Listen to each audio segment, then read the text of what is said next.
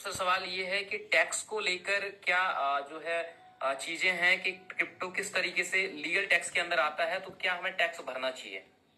रवि जी, सबसे पहले मैं आपको थैंक्स कहना चाहूंगा क्योंकि आपने मेरे ख्याल से इस कड़ी का सबसे इम्पोर्टेंट सवाल पूछा है कि क्रिप्टो करेंसी यूसेज जो है वो इंडिया में लीगल है या नहीं।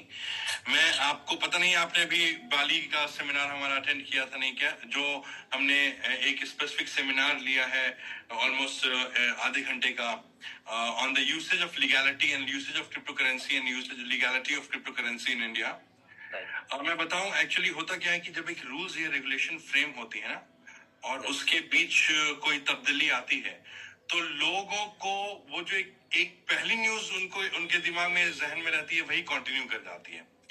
उसमें जो अमेंडमेंट्स आते हैं वो उनको शायद या तो मिस आउट कर जाते हैं या समझ नहीं पाते हैं। तो मैं पहले बताऊं इस क्वेश्चन को पूछने का कारण क्या है। क्योंकि 1 लाख के आसपास लोग हैं तो मैं चाहता हूं कि सबकी नॉलेज में ये आए और ये एक इंफॉर्मेशन सबको मिले कि 2018 में रिजर्व बैंक ऑफ इंडिया ने क्रिप्टो करेंसी और वर्चुअल करेंसी की यूसेज पे बैन लगाया था, पाबंदी लगाई थी, ठीक है। लेकिन 2020 में सुप्रीम कोर्ट के पास इंटरनेट एसोसिएशन ऑफ इंडिया ने एक रिट दाखिल की, एक अर्जी दाखिल की, जिसमें उन्होंने कहा कि वर्चुअल करेंसी से अगर आरबीआई को कोई नुकसान हो रहा है, ठीक है, तो उसकी कंसिडरेशन में, उसके आफ्टर इफेक्ट में ये बताया जाए, उनसे सवाल किया जाए और और अगर नुकसान हो रहा है तो ठीक है, फिर वो बैन को आप आगे कंटिन्यू कर सकते हैं।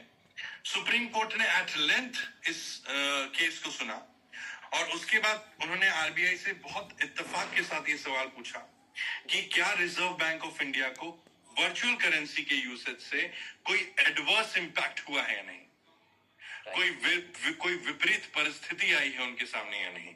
और रिजर्व बैंक ऑफ इंडिया ने बहुत ऑनेस्टली कहा कि वर्चुअल करेंसी और क्रिप्टो करेंसी के यूसेज से जो उनकी इकोनॉमी है उसमें कोई इंस्टेबिलिटी नहीं आई है, उसमें कोई कमी नहीं आई है और उसमें कोई एडवर्स इफेक्ट नहीं आया है। सुप्रीम कोर्ट ने इंटरनेट एसोसिएशन ऑफ इंडिया के केस में बहुत स्पेसिफिकली कहा कि जब रिजर्व बैंक ऑफ इंडिया को कोई एडवर्स इफेक्ट नहीं हुआ है तो इसका मतलब क्रिप्टो करेंसी इंडियन इकोनॉमी को किसी भी तरीके से इफेक्ट नहीं करती है, राइट, और एडवर्स इफेक्ट नहीं करती है, विपरीत परिस्थितियों में उसको लेकर नहीं खड़ी करती है।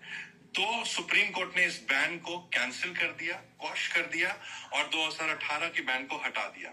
2021 अप्रैल में रिजर्व बैंक ऑफ इंडिया ने ये नया रेगुलेशन निकाला। मेरे ख्याल से ब्रिज भाई आप ये दोनों रेगुलेशन अपनी टीम के साथ शेयर करें ताकि इनकी नॉलेज में एक एनहांसमेंट हो सके कि 2021 में इस बैन को लिफ्ट कर दिया गया और क्रिप्टो करेंसी का यूसेज ऑल ओवर इंडिया में लीगली परमिसिबल है, अलाउड है, जब तक इसको लीगल तरीके से किया जाए। हर चीज के पॉजिटिव और नेगेटिव इम्पैक्ट होते हैं, करेक्ट। अगर आप किसी चीज को पॉजिटिव तरीके से करोगे तो उसमें कोई प्रॉब्लम नहीं आएगी। इनकम टैक्स में भी अमेंडमेंट हुआ और वर्चुअल करेंसी के डेफिनेशन को उन्होंने एक्ट में लाके उठा के रखा, करेक्ट। तो अब सरकार कहती है कि हाँ, आप वर्चुअल करेंसी यूज जरूर करो लेकिन उस पर आप टैक्सेशन दो 30% का। जो प्रॉफिट होगा आपको एक ट्रांजैक्शन पे, उस पे 30% सरकार चार्ज करेगी। तो आप ही एक बात बताओ, कॉमन सेंस की बात है, मैं लीगैलिटी में नहीं जा रहा हूं, ठीक है। अगर सरकार मुझसे किसी भी तरह का लगान लेती है, किसी भी तरह का टैक्स लेती है किसी चीज को करने के लिए, तो क्या हम उसको किसी भी तरीके से इलीगल मानेंगे? बिल्कुल भी नहीं, correct.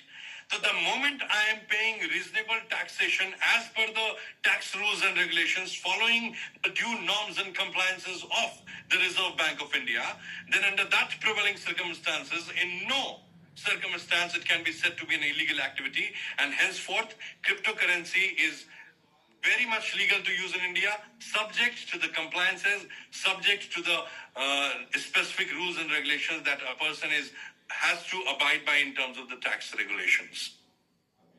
right, correct. So I think मैंने आपका सवाल बहुत नटशेल में दे दिया है।